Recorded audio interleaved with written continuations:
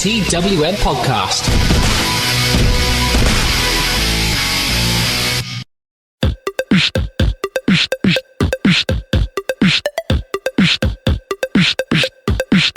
Hello, this is TWM Talks, part of the TWM network of stuff and things, stuff being news, reviews, editorials, all of that good stuff.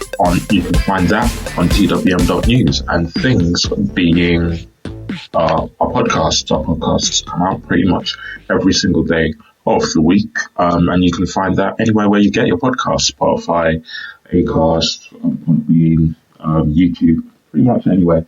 The TWM network of stuff and things is brought to you by a couple of sponsors. Those sponsors include We Love Sport. It's a fantastic app to find you your nearest sports bar.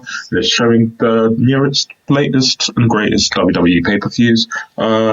If you follow them on any social media platform at We Love Sport UK, find their app on the App Store or go to welovesport.co.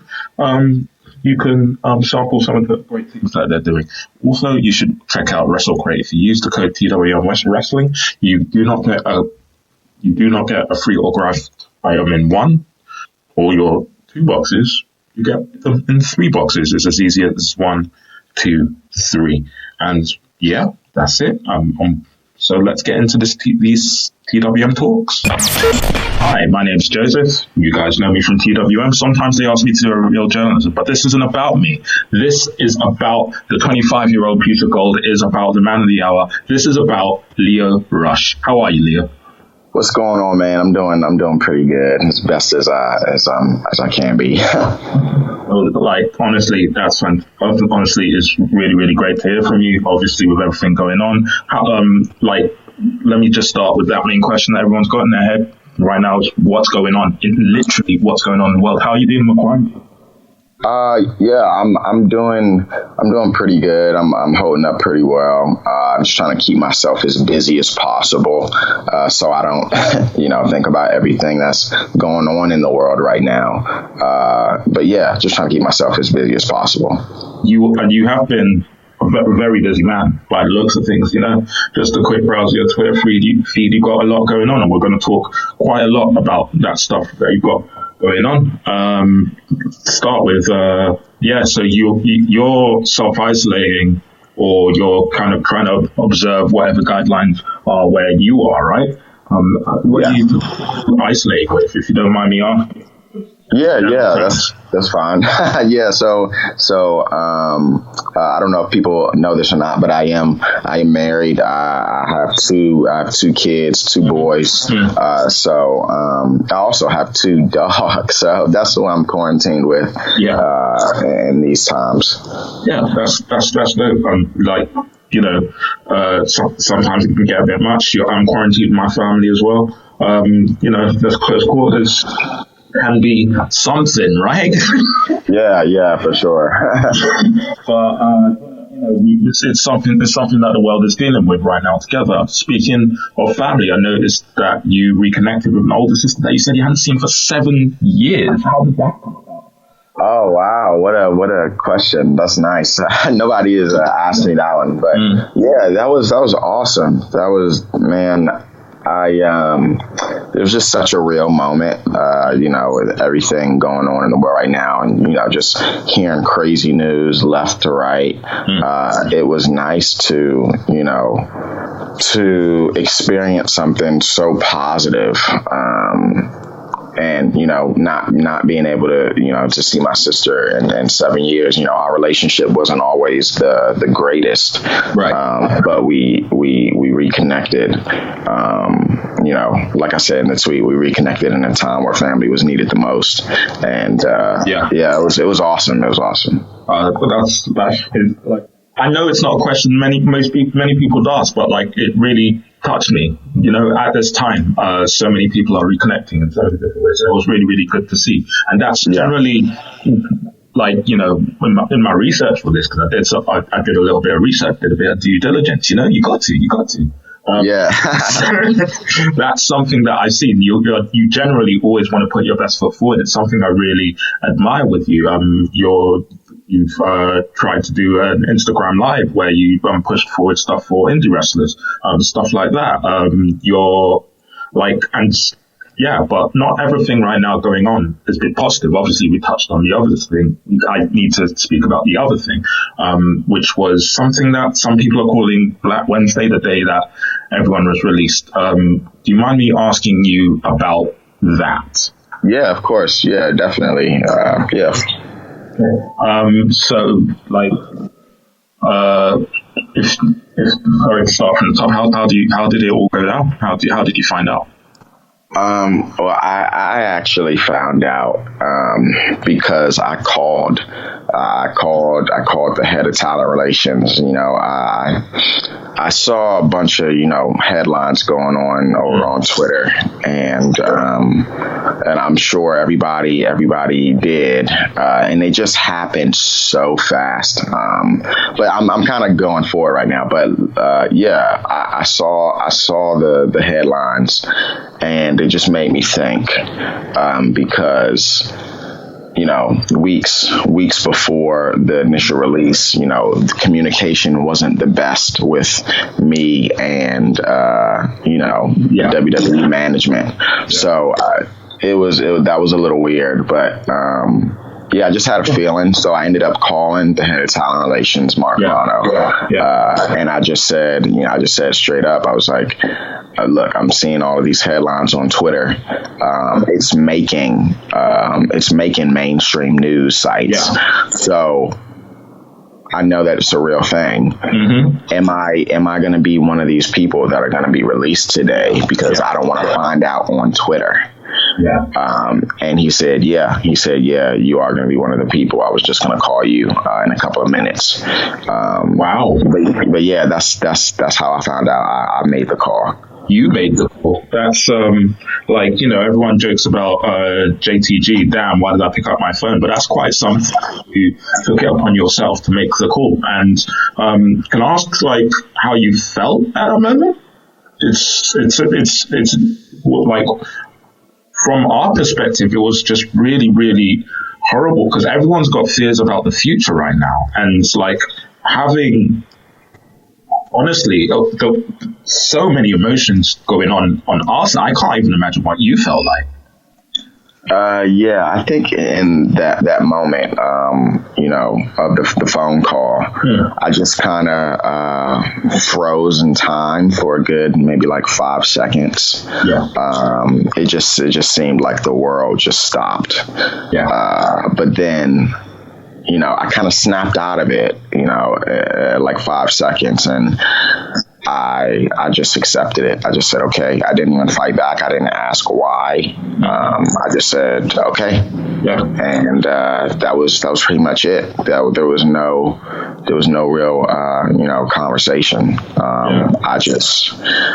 And as soon as I hung up the phone, I just knew that the news was going to come within the next couple of hours, and the world was going to explode, which it did. It really did. It really did. But honestly, correct me if I'm wrong here. In the moments the world found out, you started a hashtag Love for Lio.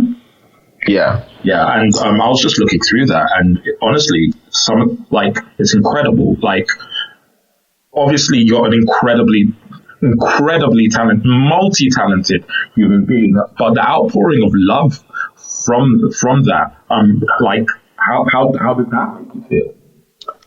Yeah, I think I really needed that in that moment, because not only was I receiving, you know, notifications of people being upset about my release and my phone blowing up, and just seeing so much, you know, negativity towards either the company or people saying negative things about me, like good, he deserved it, stuff like that. Not only was I seeing those type of, you know, messages and notifications, I was also seeing negativity from, you know, the tens of other people who got released. Right. And it was just on top of that, the news of like all of the pandemic stuff, it was just so much negative. It was so much negativity. It felt like it literally felt like the world was ending, and it all happened so fast within the span of like 5 hours. It was insane. So I figured, I was feeling really down, looking at all of that. So I figured that, I want to see the people who are fans of me. I want to see the people who support me in a time like this. So I started a little hashtag just to kind of remind myself that there are people out there that appreciate and support and love me and are wishing me good luck. So it was nice to look through those messages and look back on all of the memories that I've had with like certain fans and stuff like that. It was awesome. Like on a personal level, like I said, I think you're incredibly multi-talented. You are a part of one of the funniest things that I think has ever happened in independent wrestling. And also, like, your run on the main roster, we still to this day chant Lashley in your voice. Which is the perfect time to actually ask that, because that's a question that I wanted to ask personally. Who came up with the Lashley favorite pose? So the favorite pose was actually Vince's idea. Right. Yeah, it was.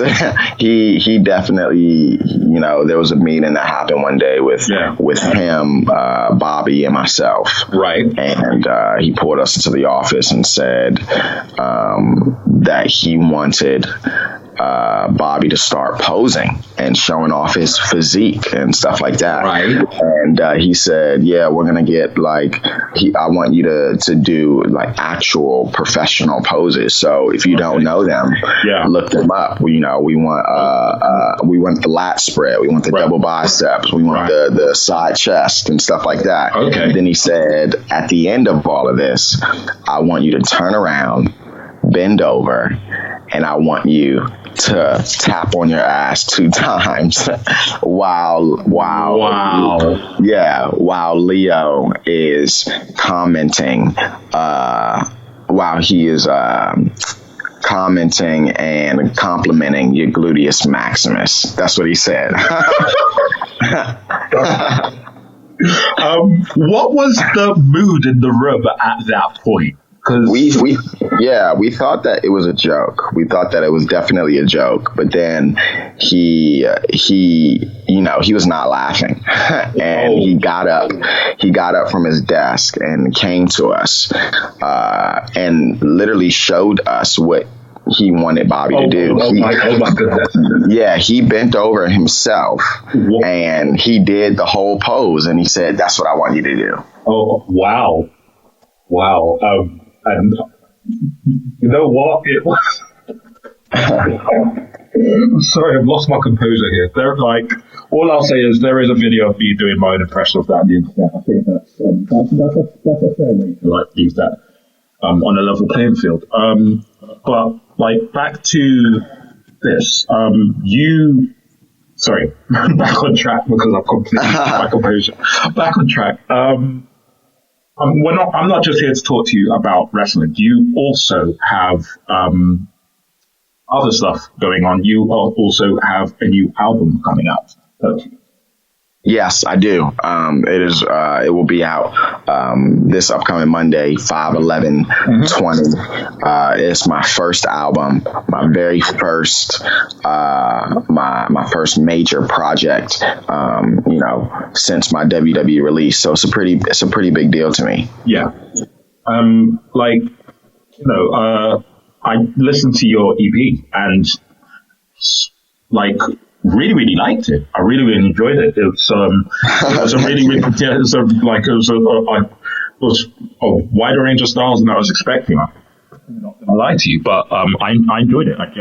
So I wanted to ask what your musical influences are to start with. Yeah. So, what do you mean? Like people that inspire me, me to do music? Okay. I think I guess I'll give you like a top 5. You're fair enough. Let's see. Eminem is definitely in there. Yeah. I think I'm gonna say The Weeknd. Drake. Yeah. Tory Lanez. I don't know if you're familiar with Tory Lanez. I know Tory Lanez. Canadian. Yeah. Caribbean. Yeah. And let's say the 5th one is always hard. Let me see. What is? I think let's say Post Malone. All right. So that's a pretty strong top 5. The next question that leads on from that. So, like, considering those top 5, I definitely see all of those influences in the work that you've done on 1111. Which is his EP. You should 100% go and check that out as well. But how similar is this album to 1111, do you say? Oh, not similar at all. Okay. Yeah. So I feel like with 1111, I was trying to.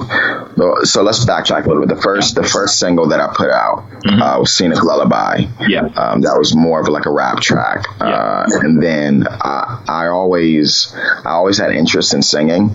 So I put out I Wonder. That did pretty good. Yeah. I love that song. I love that. Oh, thanks. And then with the EP, I wanted to touch on different genres. So, you know, I did the rap, I did singing, and now I wanted to do some different genres just to see what people would gravitate towards the most. Yeah. And yeah, so every track on there, I tried to do something a little bit different. And now with this one, Ever After, the album, I feel like now it's one thing. It's going to be a concept album, and there's going to be a little story to follow. Right. And, yeah, I'm excited. This is a new layer of me that people haven't heard yet. So I'm super excited for it. TWM podcasts are brought to you by We Love Sport, the fantastic app finding you your nearest sports bar showing the latest WWE pay-per-views. We Love Sport has over 400 of the best sports bars and pubs in the UK at your fingertips and allows you to book front row seats, giving you the best views of the action. You can also check out what sports are being shown over the next 7 days, making sure you don't miss a second of the action. Download the We Love Sport app on the App Store or Google Play Store. Follow We Love Sport on all social media platforms at We Love Sport UK and check out welovesport.co.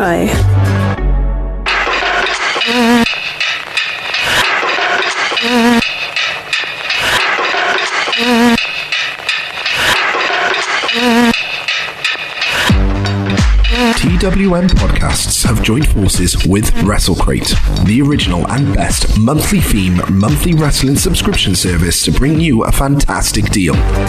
If you use the code TWM Wrestling when you sign up to a monthly subscription at WrestleCrate.co.uk, you will receive a free item in your first month's box. Then, if you stay for another month, you'll get a second free item. And then, if you stay for a third month, you guessed it, we'll give you a third free item. It's as easy as 1, 2, 3. WrestleCrate brings you the best swag from the biggest companies and names in the wrestling world. We're talking t-shirts, photos, pins, DVDs, vinyl figures, and loads more from WWE, Progress, Shakara, NXT, Fight Club Pro, and loads more. That's WrestleCrate.co.uk and use the code TWM Wrestling for up to free items, all thanks to WrestleCrate and TWM. Honestly, like, hearing you talk about it, you're obviously very passionate about it, and I'm excited. I'm excited to hear it. I love it. So I'm here for that. I'm 100% here for that. And honestly, I'm gonna switch back from the music to the wrestling. Honestly, based off your work on 1111 and based off the passion in your voice and the effort that must have gone forth into Ever After. Right? Yeah, 6 months, man. Yeah, 6 months. Yeah, 6 months. 6 months of hard work. It's going to be like honestly, that if that album blows up, it's completely understandable why you said what you said. But I've noticed that you've mentioned that you may not wrestle again. Yeah. That was definitely a real statement. Like, why do you feel like that? If you don't mind me asking. Yeah. I think,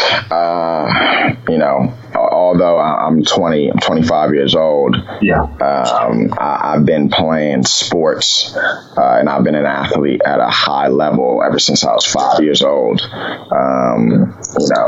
All year round and every year nonstop. So I look 26 or 25, but I feel like I'm like 55 physically.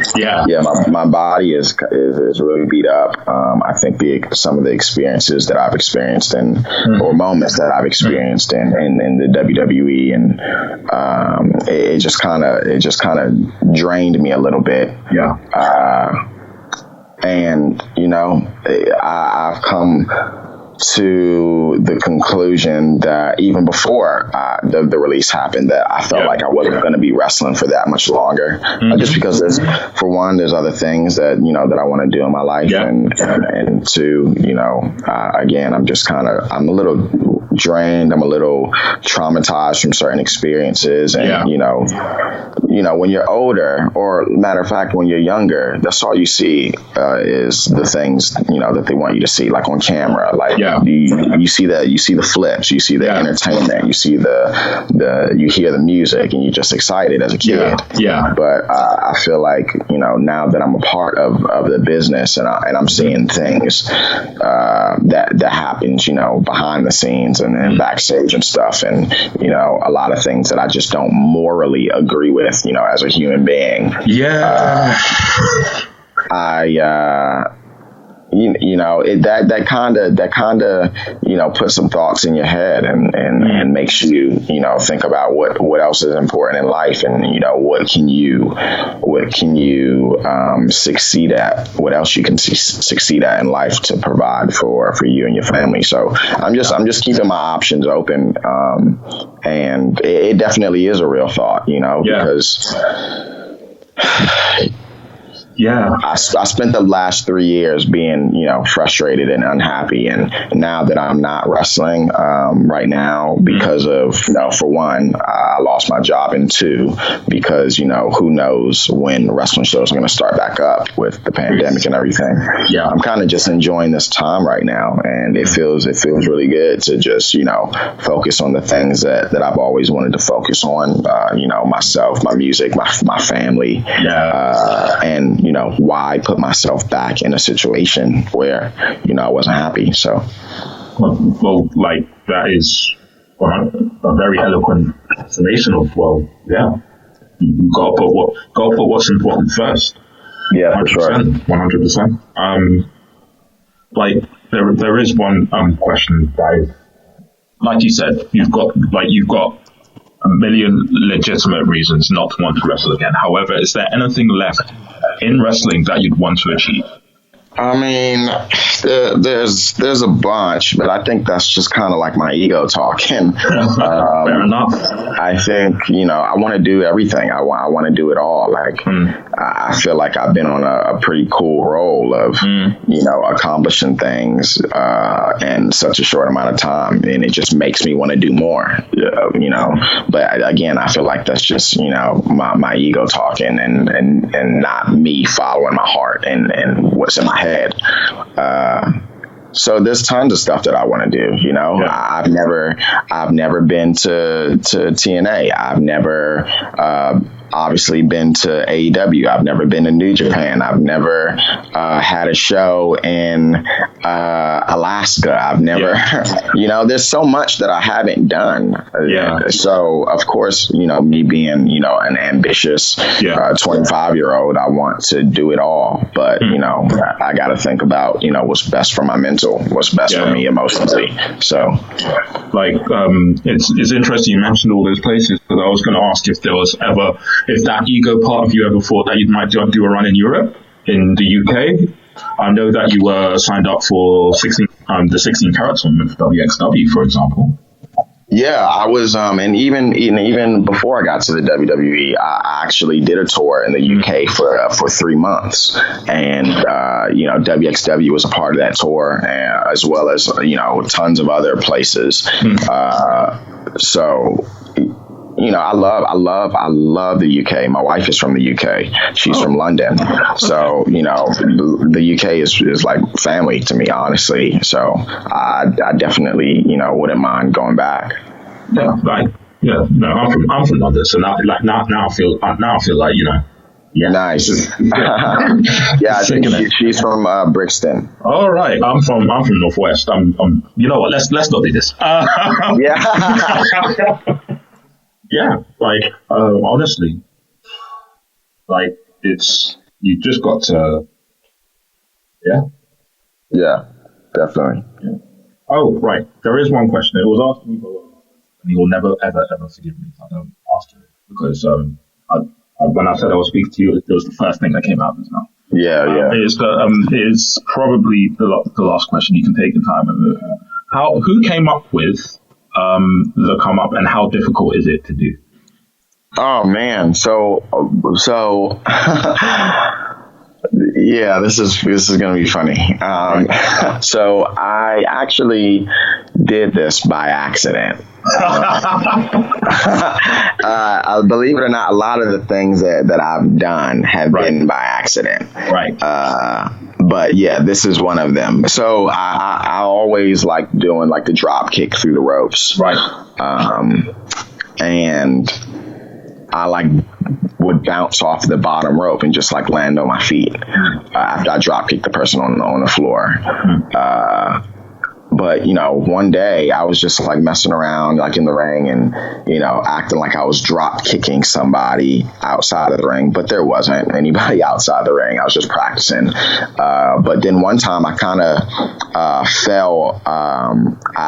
I kind of tripped up, or I did it too hard where I couldn't land on my feet, and I just launched myself backwards, onto my back. And I thought about it, and I was like, I think this would be really cool if I did some type of cutter or stunner out of this. And I just grabbed somebody. I think the first person I actually did this on was Rhea Ripley. Whoa. Yeah. That is an image of wow. Yeah, we were in the same training class, and she, I think, and I would always roll around with her in the ring. So, I think she was the first person I did this on, that I practiced it on. Yeah. And it was coming off great. And then I did it one time on TV, and people were like, holy crap, what are you calling this? Yeah. And I was like, I don't know. Mara, innit? Right. I remember this, Mara. Yep. So I put out that tweet and I said, what do I call this? And Morrow tweeted back and replied, you should call this the come up. And I was like, oh man, that sounds so cool. Yeah. And plus I was like, if Morrow is telling you to call your move this, you're going to call your move this. Yeah. So he can say it. Yep. And he says it much like everything. He says with relish. Yeah. Honestly, what a guy. Speaking of great guys, one of the things that has been really, really wonderful to see is your friendship with Josiah Williams, probably known to most people this through his Wrestling Flow series. Do you mind talking about that? Yeah, Josiah is awesome. He's I tweeted this the other day, but I said I think Josiah Williams is one of WWE's greatest signings ever, and I truly I believe that. The stuff that he Sorry, carry on. Yeah, I think that Josiah Williams is one of WWE's greatest signings because the stuff that he did before he got signed, it just came off as so genuine and passionate, and he was good at doing it, and it just caught everybody's attention.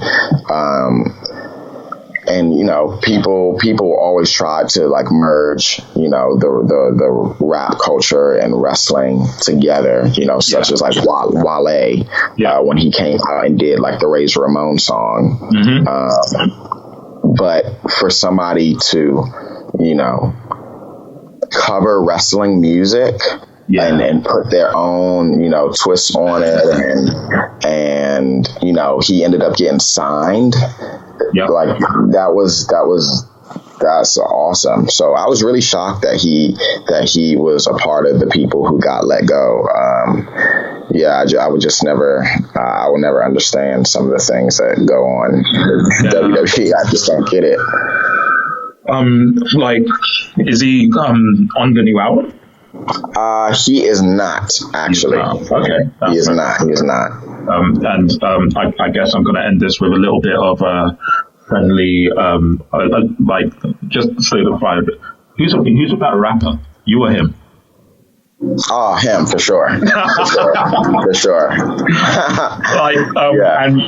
that humility pretty much sums up, from even just speaking to you today, it sums up exactly who you are. Lio, it's been wonderful to talk to you. Yes, it was awesome being on here, man. Thank you so much for having me. Lio, please promote anything that you have to promote. And we'll go. Oh, sweet. So people, listening to this right now, that I'm big on social media. I love my social media. You can find me on Twitter at It's Lio Rush. You can find me on Instagram at Lio Rush, which I believe is, the biggest platform that I have right now to, promote what I have going on. So a follow on there would be awesome. Again, that's Lio Rush. I'm on TikTok, as everyone is right now in the world. I love that Jamaican mother TikTok. Yeah, you can follow me on TikTok at Hey It's Lio. I also have a website, musicbylio.com, where you can find all of my music on the different streaming platforms. You can find merchandise such as T-shirts, 8x10s. We have a fan mail address on there where you can send me some nice cool things and letters to respond to. As well, I have a little small business with my wife. It's called Oh My Goodness by Sarah.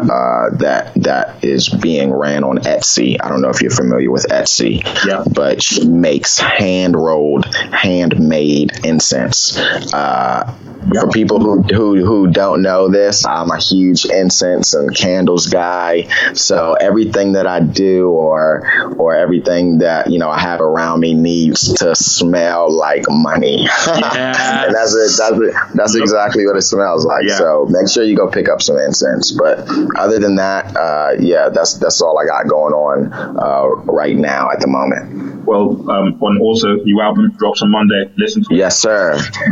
Lio, it's been a pleasure. Thank you so much for joining us. This has been TWM Talks with Lio Rush. Guess we'll see you soon, probably tomorrow. Got podcast coming out of our ears.